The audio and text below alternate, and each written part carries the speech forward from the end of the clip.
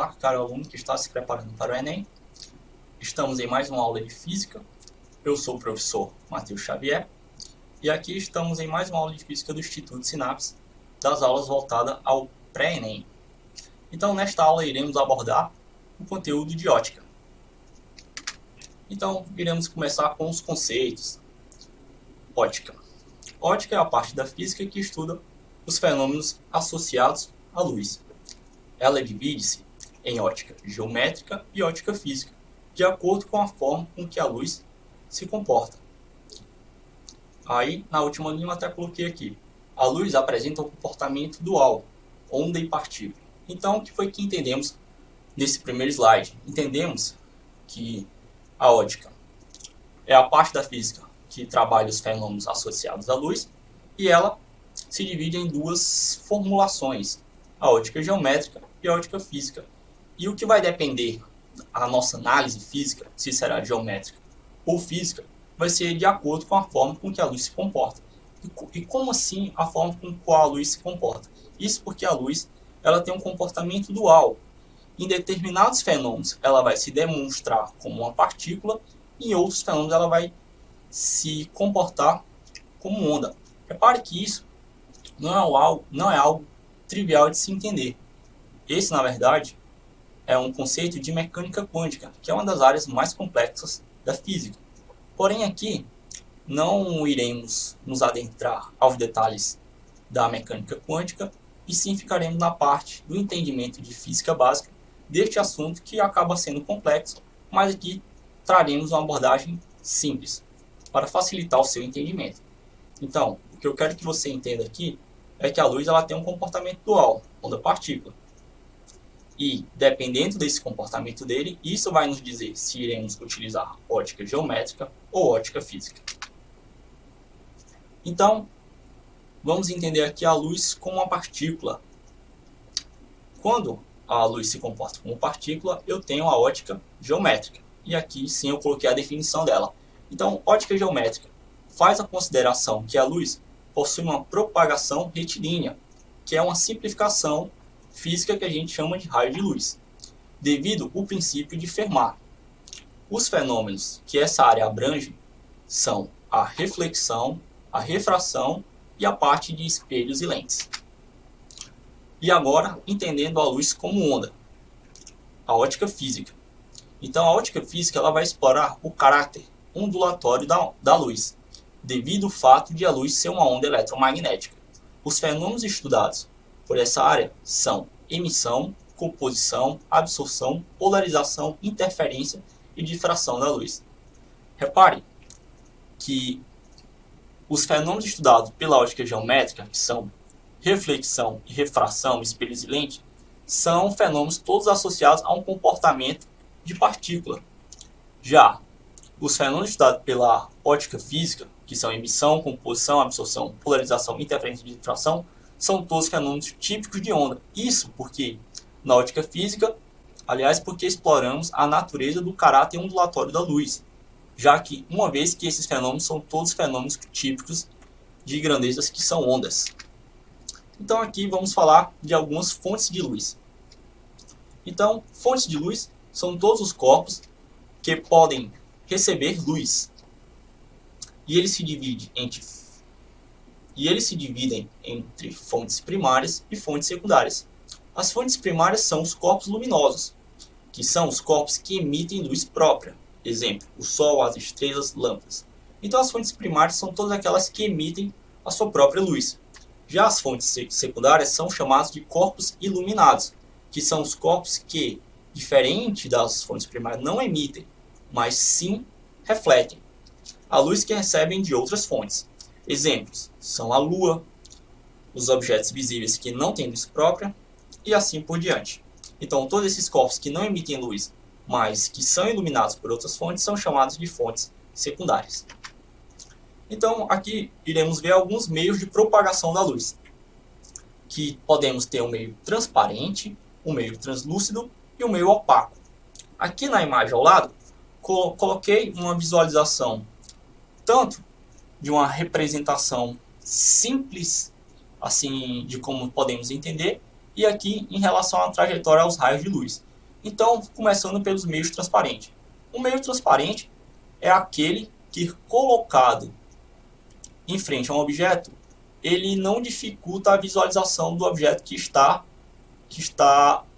atrás dele. Ou seja, são objetos que, colocados no meio da luz, ele não interfere em sua trajetória.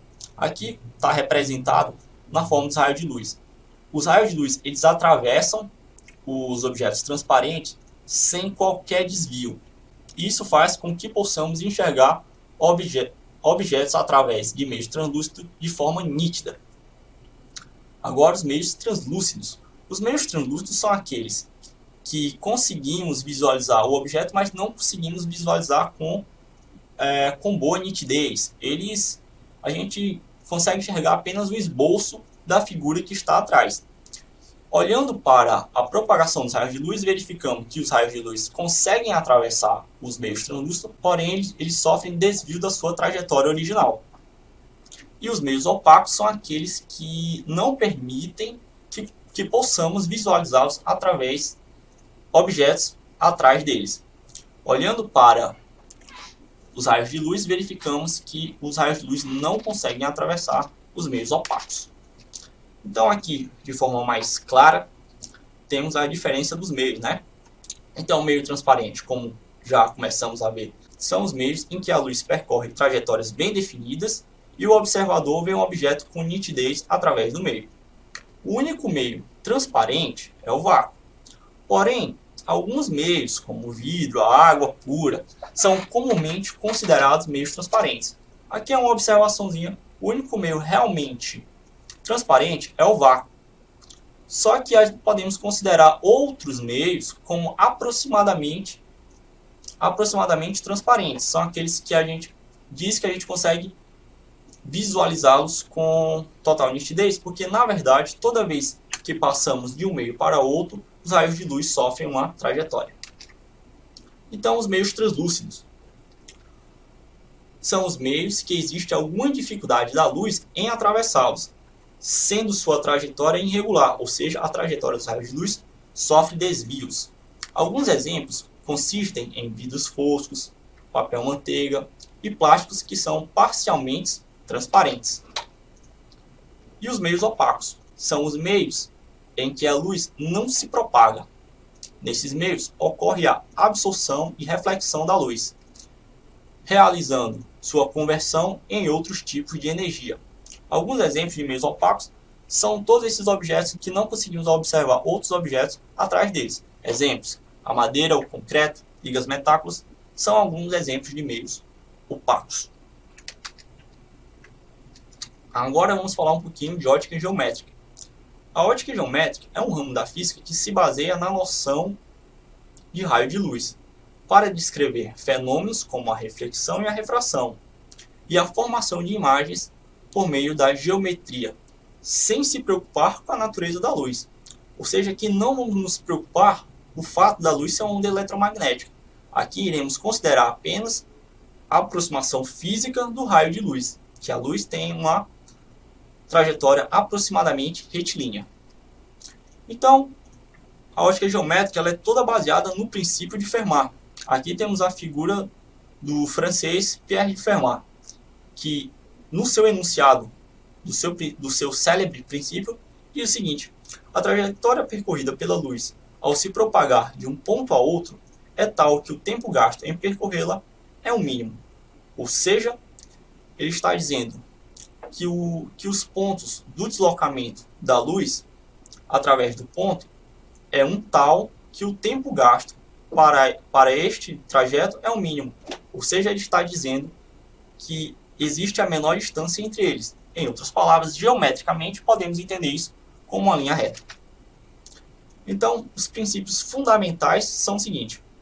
Os princípios fundamentais no qual se baseia a ótica geométrica são três: a propagação retilínea, independência dos raios e a inversibilidade.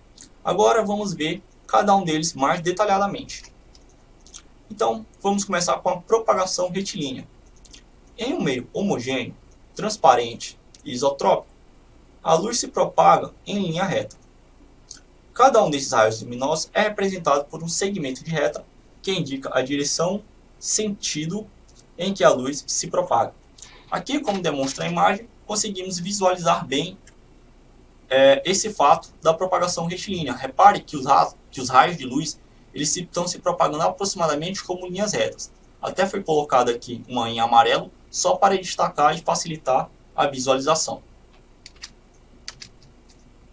O segundo princípio fundamental é a independência dos raios de luz, que diz o seguinte: quando raios de luz se cruzam, um não interfere na trajetória do outro. Cada um se comporta como se o outro não existisse. Ou seja, um raio de luz nada interfere no outro. Então, tanto faz eles se cruzarem ou não, que suas trajetórias irão continuar sendo as mesmas. Assim como mostra a figura aqui. Então, eu tenho os raios de luz provenientes dessa primeira fonte, e ele faz o seu trajetório. Aí aqui ele se cruza com os raios de luz de uma outra fonte. Só que você repara que mesmo existindo essa região de intersecção entre os raios de luz dessa fonte com essa outra, eles continuam suas trajetórias como se nada tivesse acontecido. Ou seja, isso indica que eles são realmente independentes. Agora, a inversibilidade dos raios. Em um meio homogêneo, transparente e isotrópico, repare que aqui estamos sempre usando essas condições para o meio, que ele seja homogêneo, transparente e isotrópico. Isso significa que o meio tem as mesmas propriedades em todas as regiões. E ele é transparente porque a luz não vai sofrer nenhum desvio de trajetória. Ao se propagar, ao se inverter o sentido do raio luminoso, não se altera a trajetória. Então, como temos na figura aqui. Na figura A, percebemos que a luz faz esse trajeto aqui. Repare que está sempre em linha reta. Ela vem aqui, aí aqui ela é refletida por este espelho, segue esse caminho refletida por outro. Então, ela faz essa trajetória aqui. 1, 2, 3. Então, a inversibilidade diz o seguinte, que se a gente colocar a fonte agora nesse lado aqui, ela vai fazer, ela irá percorrer novamente a mesma trajetória, só porque no sentido contrário, que é o que temos aqui na figura B. Aqui a fonte agora foi colocada na posição oposta e a gente repara que a luz faz o caminho inverso. Agora iremos falar do fenômeno de reflexão. Reflexão é um fenômeno óptico em que um feixe de luz, ao incidir sobre uma superfície, retorna ao seu meio de origem.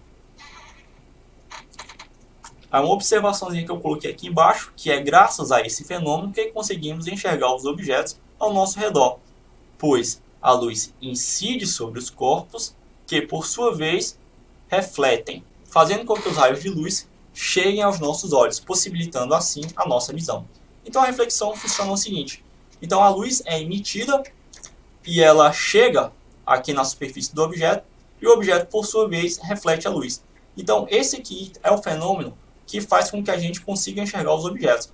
Funciona da seguinte forma: então a luz é incidida sobre determinado objeto e o objeto reflete a luz.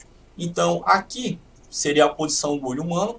Então a luz chega no objeto que o objeto reflete a luz para o olho humano e assim nós conseguimos enxergar. Só uma observaçãozinha aqui, que essa reflexão gera uma imagem invertida. Então, quando a luz incide sobre um objeto e reflete em direção ao nosso olho, na verdade essa imagem chega até o nosso olho de forma invertida. Só que o nosso cérebro já é inteligente o suficiente para entender que essa imagem está invertida. Então ele automaticamente faz uma conversão e conseguindo enxergar o mundo sem ser de cabeça para baixo. Agora vamos trabalhar as leis da reflexão. A primeira lei da reflexão diz o seguinte: o raio de luz refletido e o raio de luz incidente, assim como a reta normal, a superfície, pertencem ao mesmo plano, ou seja, são coplanares. Então, a primeira lei ela é puramente geométrica, assim como todas essas análises da ótica geométrica, que é a que estamos trabalhando aqui. Então, ela está dizendo que tanto o raio refletido como o raio incidente, assim como a reta normal à superfície, estão todos no mesmo plano. Ou seja, é o chamado plano de incidência, que seria o plano representado por essa reta aqui em cinza. Então verificamos que neste plano tocam tanto o nosso raio incidente, como o nosso raio refletido, e assim como a nossa reta normal. A segunda lei diz o seguinte, que o ângulo de reflexão R, que está aqui, é sempre igual ao ângulo de incidência I, em relação à reta normal. Então, a segunda lei da reflexão, chamada também de lei de Snell, funciona da seguinte forma.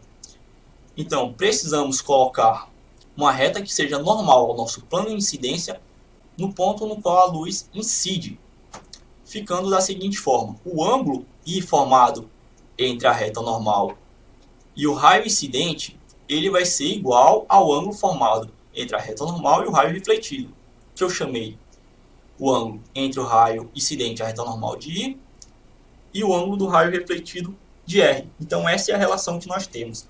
O ângulo de incidência é igual ao ângulo de reflexão, ambos em relação à nossa reta normal. Então aqui, essa nossa aula chega ao fim, e eu quero aqui agradecer em nome de todo o Instituto Sinapse, você aluno que assistiu à nossa aula. Obrigado.